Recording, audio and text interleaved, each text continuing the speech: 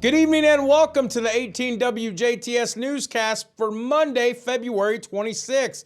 Thank you so much for choosing us for your local news coverage this evening. I'm Jared Atkins here at the news desk.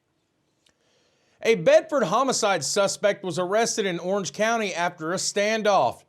On early Saturday morning, the Lawrence County Sheriff's Office responded to a 911 call of a shooting in Bedford. When officers arrived, they found a deceased 21-year-old male with a gunshot wound. Witnesses were able to inform officers that the suspects, later identified as 38-year-old Casey Brown and 39-year-old Bradley Harper, had fled the scene in a Jeep. The Jeep was later located by Paoli Police and the Orange County Sheriff's Office at a Huck's gas station in Paoli. Harper surrendered and was taken into custody without incident. However, Brown refused to exit the vehicle, causing an hours-long standoff.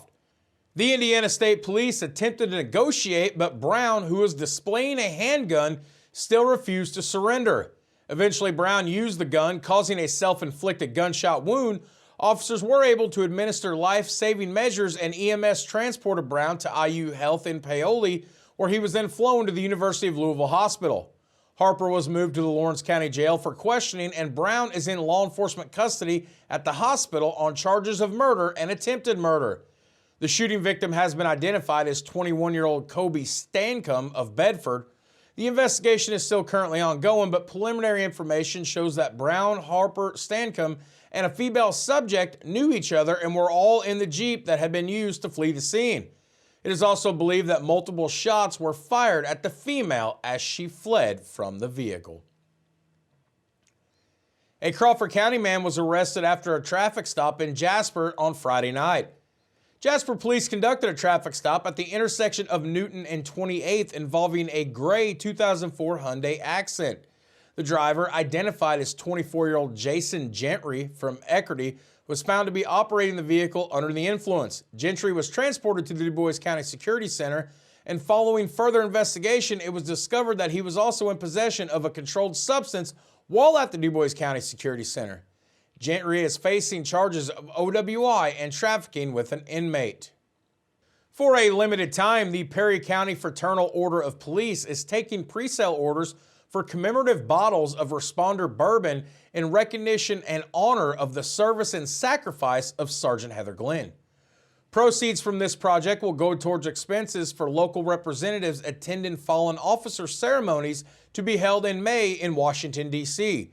Any proceeds beyond what is needed for Police Week will be applied to a permanent community memorial project for Sergeant Glenn. Please note that all orders must be placed by March 31st and paid for at the time the order is placed. For more information, you can check out the Perry County Fraternal Order of Police Lodge 137 Facebook page. Sergeant Heather Glenn tragically lost her life in the line of duty on July 3rd of this past year. The Martin County Alliance for Economic Growth and the Martin County Chamber of Commerce are inviting the public to attend their annual dinner. This dinner will be held on Thursday, March 14th, with doors opening at 5:30 p.m. The event will be held on the lower level of the St. John's Center, located at 408 Church Street in Lagodi. Tickets cost $25. Special entertainment will be performed by illusionist Daniel Cullen, and a silent auction will also be held. Tickets can be purchased at the Crane Credit Union, the Martin County Chamber Office, the German American Bank, or the Martin County Alliance Office. The Jasper Chamber of Commerce will be holding a legislative breakfast this Saturday, March the 2nd, from 9 a.m. until 10:30 a.m. at the VUJC campus C10 Building Theater. The legislative breakfast is a chance to meet your state legislators and find out exactly what happens during a legislative session. Snacks will be provided, and there is no charge to attend this event. The Indiana Department of Transportation has announced lane restrictions for I-69 in Daviess County.